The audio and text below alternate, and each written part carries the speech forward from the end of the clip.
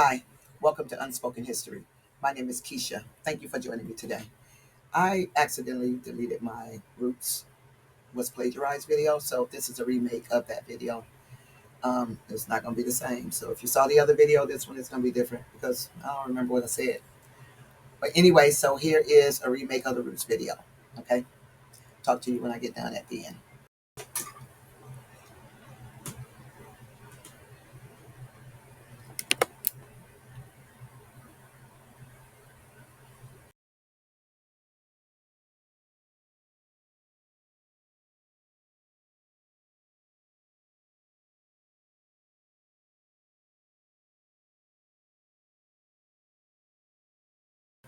The video. So this is a remake of the video. Um, I don't even remember what I remember what articles I used, but I think I have a couple different ones too. Also this time. So anyway, back to the idea that Roots is not a true story. So, as a child, when I was a child growing up, I I used to watch Roots all the time, like every year. Basically, that was all that we had to watch. When it was time for Black History Month, all we saw was Roots. We went over to Africa and stole you away from Africa and brought you over here. You were slaves, and then after that, the Civil Rights Movement. As if Negroes in America don't have a history before you picked us up in Africa, if that's where you got some of us from.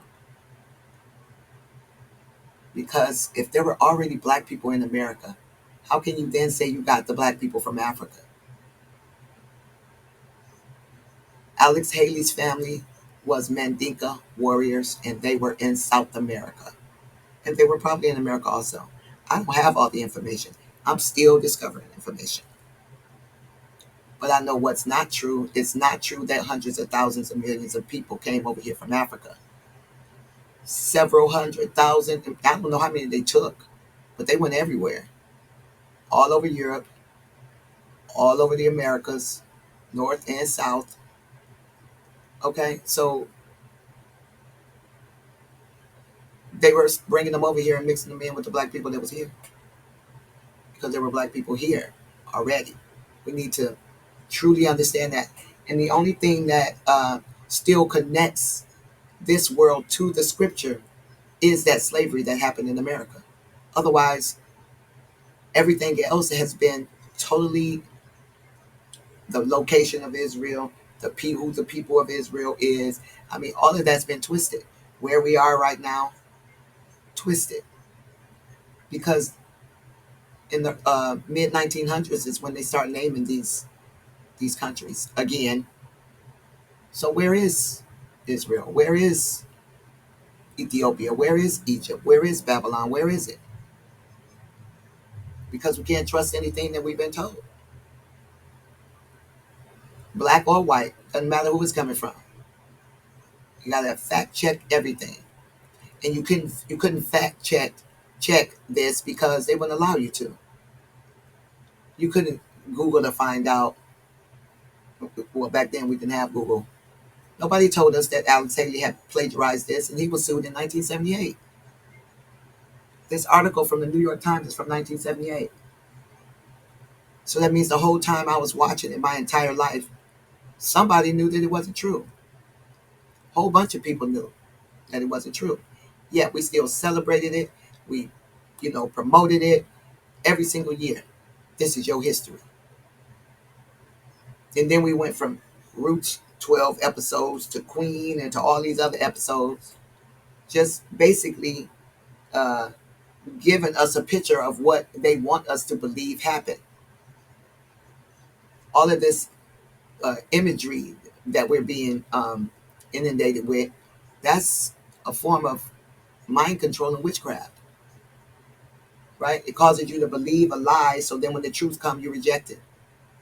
And you will literally fight for your lie because you don't know it's a lie. So anyway, let's read what this here Haley did. Um,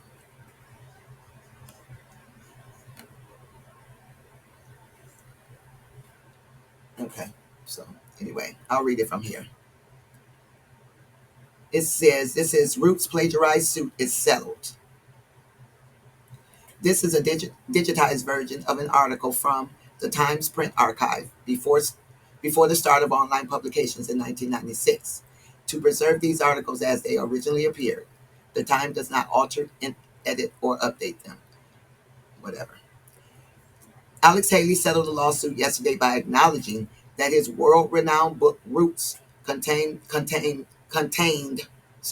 some material from a relatively unknown novel about slavery that was published 9 years earlier. The settlement ended the 6-week trial of a suit by Harold Corlander, a 70-year-old author from Bethesda, Maryland, who contended there were substantial similarities between Roots and his own earlier novel, The African. Let me show.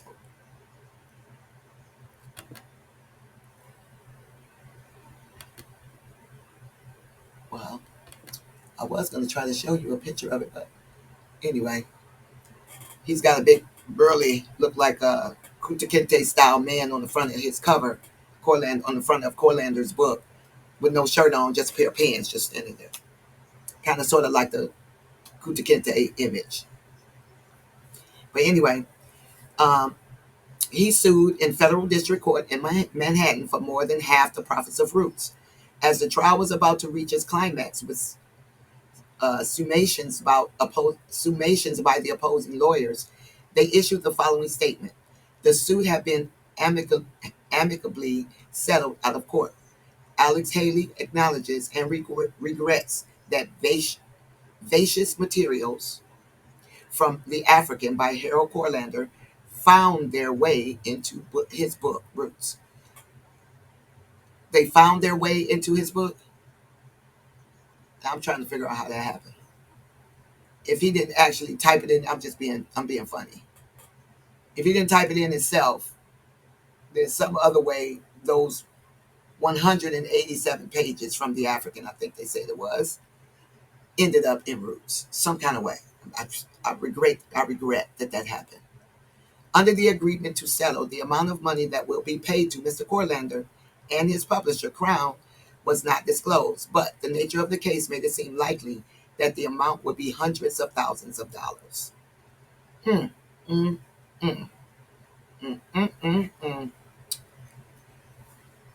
The defendants in the suit were Mr. Haley and his publishers, Doubleday and Dale.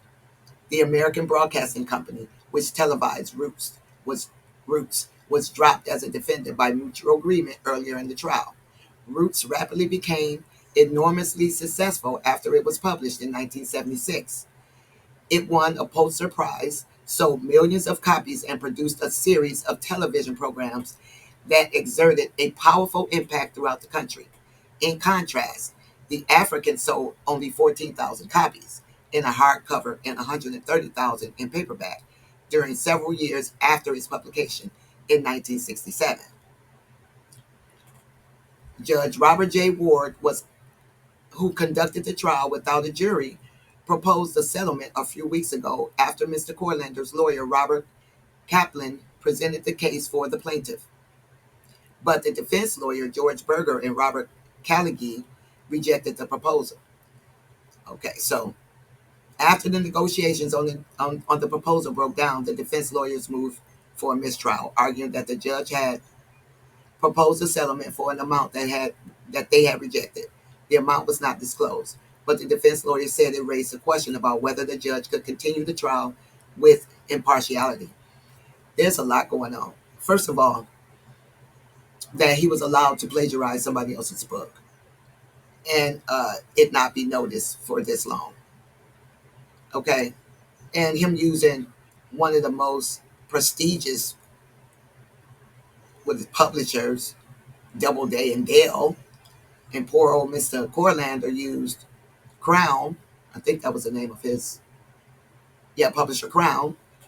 Um, to me, anyway, I'm not going to get into that because I'm getting ready to start talking about certain groups of people that are in certain organizations don't get touched by certain things, right?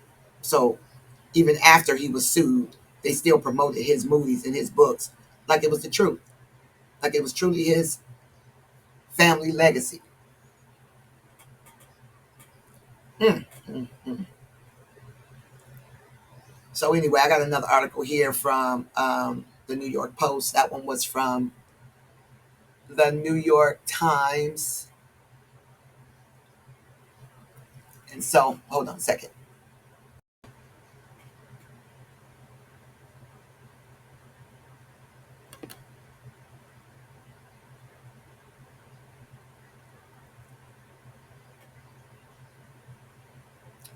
Okay, so that one was from the New York Times. This one is from the New York Post. The Celebrated Roots of a Lie. On Friday,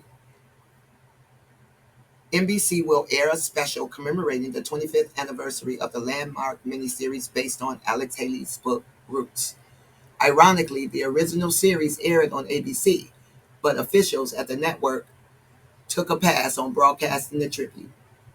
What's truly amazing, however, is that Roots is receiving a referential tribute at all. For while the miniseries was a remarkable and important piece of television, the book on which it the book on which it was based has now been widely exposed as a historical hoax. Unfortunately, the general public is largely unaware of how Haley's monumental family autobiography, stretching back to the 18th century Africa, has been discredited. Mm, mm, mm. Indeed, the 1997 BBC documentary exposed of Haley's work has been banned by U.S. television networks, especially PBS, which would normally welcome such a program. So they won't even play it. So you see what I'm saying? Like, why is it being covered up? Because if you want to continue keeping your narrative that you brought every black person over here from Africa, then you're not going to let this information out that Haley fibbed or lied or uh, used someone else's fictional book to write his fictional book. So we're not going to say that. We're going to keep on showing it to. We're going to keep using that tool, that psychological warfare, as long as we can, and keep playing this movie to confuse and mix everybody up, blacks and whites, into believing that all black people came from Africa. All black people came from all over the world. Okay, blacks are indigenous to the planet, not just America and Africa. They're indigenous to Europe too.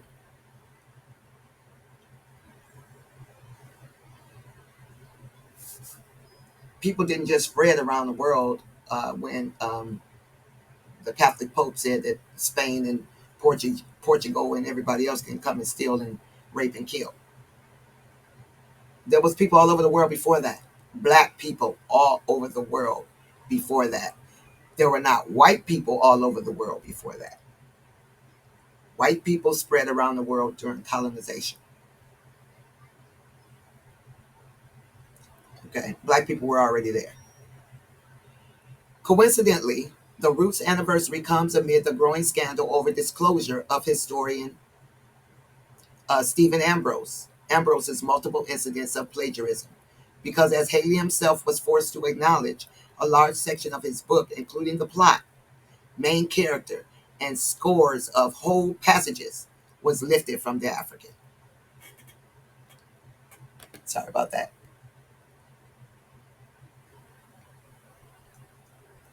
A 1967 novel by white author Hal Corlander. All right. Um, it says, but plagiarism is the least of the problem in Roots, and they would likely have remained largely unknown had journalist Philip Noble not undertaken a remarkable study of Haley's private papers shortly before they were auctioned off. The results was featured in a devastating 1993 cover piece in the Village Voice. It confirmed from Haley's own notes earlier claims that the alleged history of the book was a near total invention, just like just like American history. So We have to stop believing that this is a war between black and white. Yes, white supremacy do exist, but black people are helping them. Why? Why would black people help white people stay supreme or continue to keep this white supremacy lie? The only people that think white people are supreme is white people. Some of them, but some of them know better. There's no such thing as supreme flesh. Our flesh is wicked. So anyway, if you think your flesh is supreme because it's white, then I know what you're connected to. And if you don't understand what you're connecting yourself to by saying that, then you need to hit your knees and ask the Lord for help, whatever Lord you pray to. The results was featured in a devastating 1993 cover piece in the Village Voice. It confirms from Haley's own notes earlier claims that the alleged history of the book was a near total invention. Virtually every genealogical claim in Haley's story was false. Noble has written, none of Haley's earlier writings contain any references to his mystic ancestor, the African named Kunta Kinte. Indeed, Haley's later notes gives his family name as Kante, not Kinte. Interesting. As long suppressed tape, and a long suppressed tape of the famous session in which Haley found Kunta Kinte through recitation of an African groit proves that an African groit, it must be a saying or a poem or something. As BBC producer James Kent noted, the villagers threatened by members of Haley's party. The villagers were threatened by members of Haley's party. These turned out to be senior government officials desperate to ensure that things go smoothly. Haley added, Haley added, Kent specifically asked for a story that will fit his predetermined American narrative. Historical experts who checked Haley's genealogical research discovered that, as one put it, Haley got everything wrong in his pre-Civil War lineage, and none of his plantation ancestors existed. Wow. 182 pages have no basis in fact. Given this damning evidence, you'd think Haley's halo would long ago have vanished. But given this week's TV tribute, let's see, when was this written? Let's see, 2002. Okay. This article that I'm reading right now was written in 2002. It said that given this week's tribute, TV tribute, he remains a literary icon, publicly at least. The judge who presided over Haley's plagiarism case admitted that I did not want to destroy him and so allowed him to settle quietly. Even though he acknowledged Haley had repeatedly perjured himself in court. Wow. I didn't want to make him look bad. What? That's not it. So I read another article. It was a racist website, but the name of the article was called Black Plagiarist. And he was basically saying in all of his long words of nothing that black people cannot create anything on their own. They have to plagiarize. Man, do you know how many white people plagiarize books? Stop it. It ain't got nothing to do with him not being creative because he's black.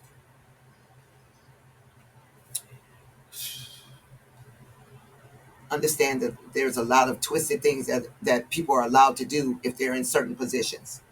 They're allowed to do stuff, and we don't know about it. You'll never hear about it. Okay.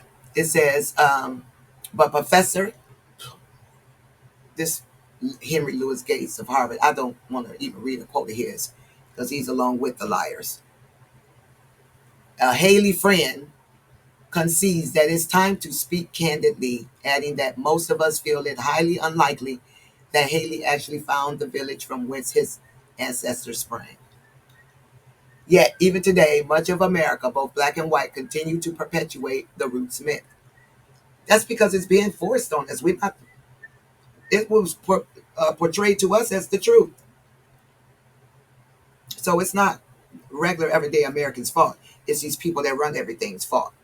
They knew it was plagiarized, but they wanted to keep the narrative going. In 1997, Haley's older brother George was named U.S. ambassador to Gambia, his family's supposed homeland. Mm, mm, mm. Still playing the game. Then Vice President Al Gore said at the time, George Haley is a direct descendant of Kunta Kinte. Stop it. Now you think this president didn't know? You think this president didn't know that Haley had been sued for plagiarism and that that wasn't his family story? Yet America would play along and send him as an ambassador to a place where they're not even from. Stop it. But anyway, added Gore. Haley's appointment would complete a cycle of history. Mm-hmm. Yes, a cycle of the lie to keep on solidifying the lie. Haley's defenders insisted that the literal truth of Roots is less important than the larger truth. That, as Gates has put it, Roots is a work of the imagination that was an important event because it captured everyone's imagination. Wow. We live in a crazy place. True, Haley's literary fraud doesn't alter the historical reality of slavery and its evils, or the pernicious lasting effects it has had on America, but their pernicious paternalism at work when it suggested that an ostensible work of history shouldn't be held to account merely because it its heart is in the right place. So basically, we shouldn't say, I mean, it's not that big of a deal because his heart was in the right place. He just wanted to tell a story of what happened. No, he wanted to continue to solidify the lie and the narrative that we came from Africa. I don't have anything against Africa. I got lots of friends from Africa. I got a problem with the lie, okay?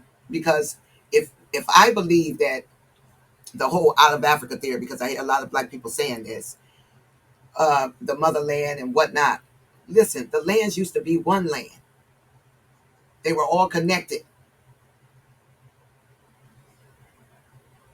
So, so why does everybody have to come out of Africa? Because to me, that goes against scripture. It goes against scripture to say we all migrated out of Africa and we were monkeys. Y'all know that's what they're saying. Okay? Is that the evolution out of Africa was from monkeys to men. No. I was created by an intelligent creator, by the Most High. There's none above. So if they want us to believe the lie, then if we believe that lie, then we have to get rid of scripture. Right? Because once we find out that, oh, those aren't the true Israelites over there, they're converts, and that's okay. That's not the true land of Israel. Oh my goodness, where are we? Then it's going to seem like the Bible's not true because they're going to try to erase the idea that slavery, you know, that's 400 years of slavery happened in America. You already got people saying slavery was a choice. Yeah, you can be a slave or die. Those were the choices, sir, ma'am.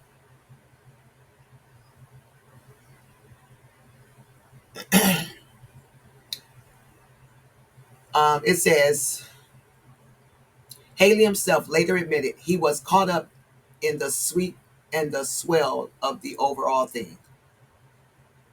Well, we could just keep on making up stuff as we go. Just somebody catch you in one lie, make up another one. Those are the children of Satan. Everybody might, tell a lie every now and then. But when you are a liar, that's different.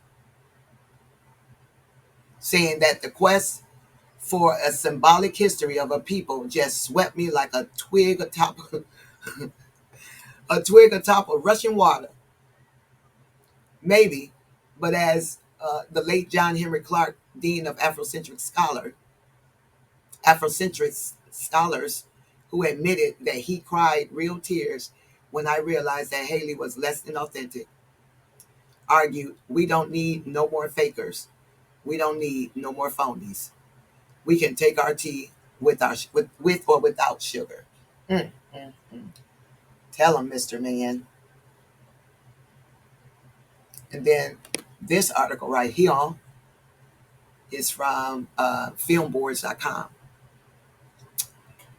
It says, "This is all a work of fiction.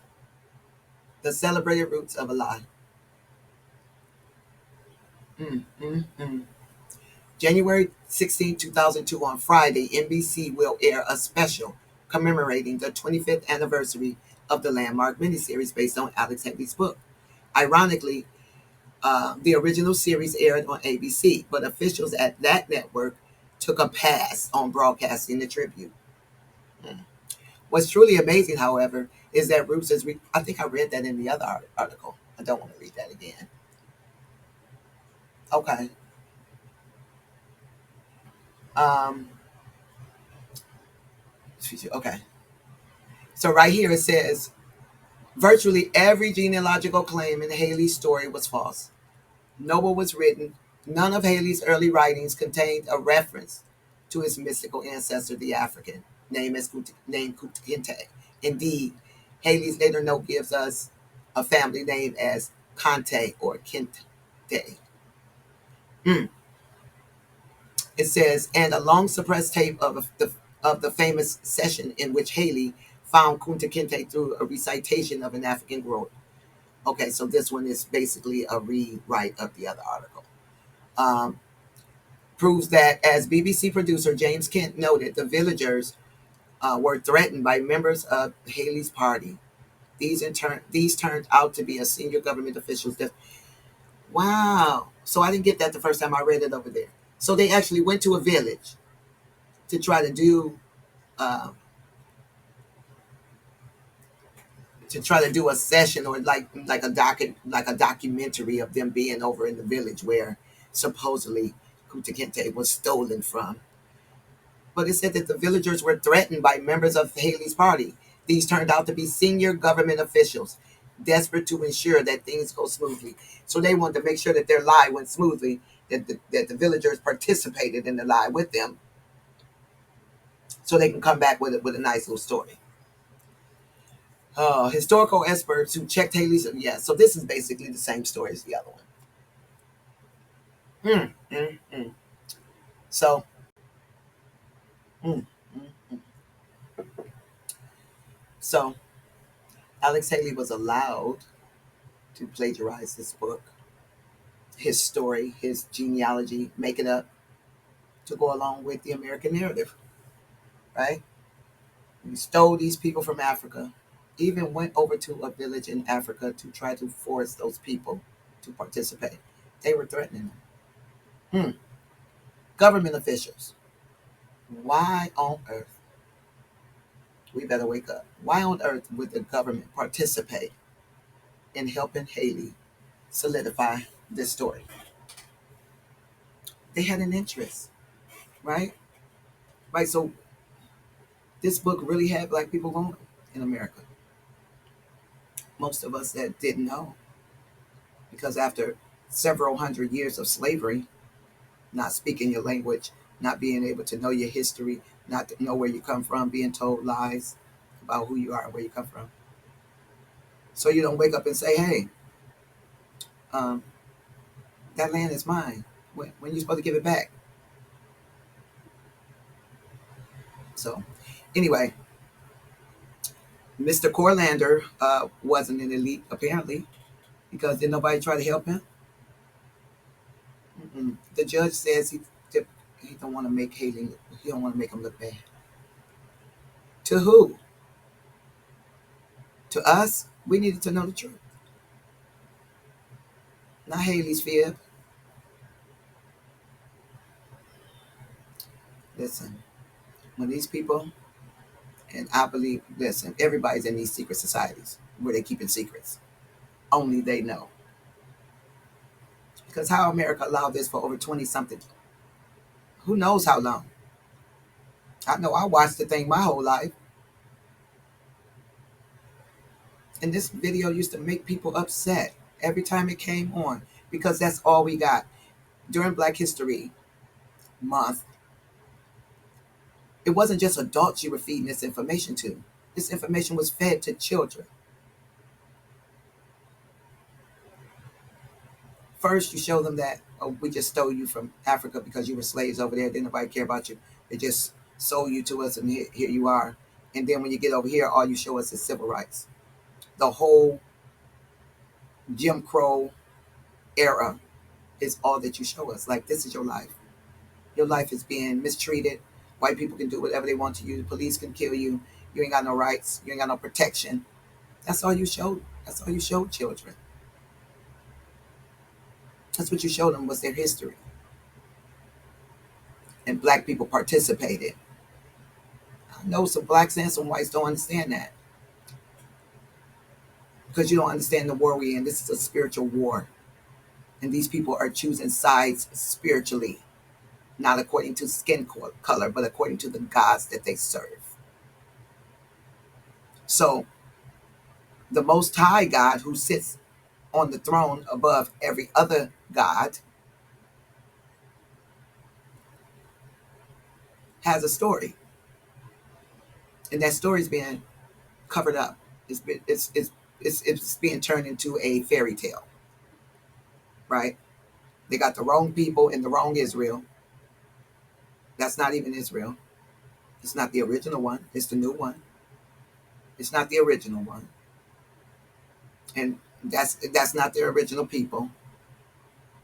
And then so we don't know where that place is, because they put names on everything already. So where was the original Israel? We know where the Tower of Babel was. So they say. But you can't find the original Israel. Well, according to the scripture, that place will be trampled under feet by the Gentiles until the time of the end. So it was scripture that the people that went into slavery, that God said was going to go into slavery, wouldn't know their language, wouldn't know their people, wouldn't know anything, and that they would think to change times and laws. So everything's been mixed up. The time's been mixed up. The law of the land, like the natural laws, have been mixed up. Geography is mixed up. The people are mixed up. And God is straightening that out, because people will not. You see, we still won't come out and let people know their roots is a lie. That thing's still coming on. Everybody might not be playing it, but it's still coming on. Queen and the rest, all of them, all the ones that he wrote, all to give us the idea that what these colonizers told us is true. He participated in making sure that we were subdued under that information. And you know it wasn't true. Oh my God, his whole family know it wasn't true. But anyway, so the Lord didn't want Israel to be in league with the devil as they had done in the past. They're not. This thing didn't happen to our ancestors because they were so good and godly. No, they were the worst. The worst. If the Philistines were looking at them in disgust, they were the worst. So I'm sure they were having fun all over the world, wherever they were, living their life against the Most High. And then he sent it. And it came, swooped them up from everywhere. Over in Europe, in Africa, wherever they were, they got swooped up, moved around the world, and put into slavery for hundreds of years. It wasn't no short 30, 40 years, 70 years. No, all that stuff happened in the past. So with the Egypt one, and then all the small ones in between, and then this last one, which was the longest one. Why? The Lord wanted to break the people, break them all the way down, break them all the way down, and then build them back up with the right knowledge. Because this is, it's, it's really disheartening when you try to look for information and everything is just, everybody's participating in covering up information, right? Because they're all on the same team. They have to be. Birds of a feather flock together. So old Black Haley is on the same team with old white whoever, and because they're on the same path, right? They have the same mission because they have the same God. And whether they calling themselves God or not, whatever, they're working together. Because Corlander is white. How come they didn't choose him? He's white. How come they didn't choose him over the black guy? But no, the black guy got protected. The black guy got pushed forward. The black guy got the Pulitzer Prize, not the white guy. So anyway, that is the story of Roots being plagiarized. So if that's not the American story, then what is? Keep watching my videos. Please like, share, and subscribe, and leave me a comment. Thank you. Have a good day.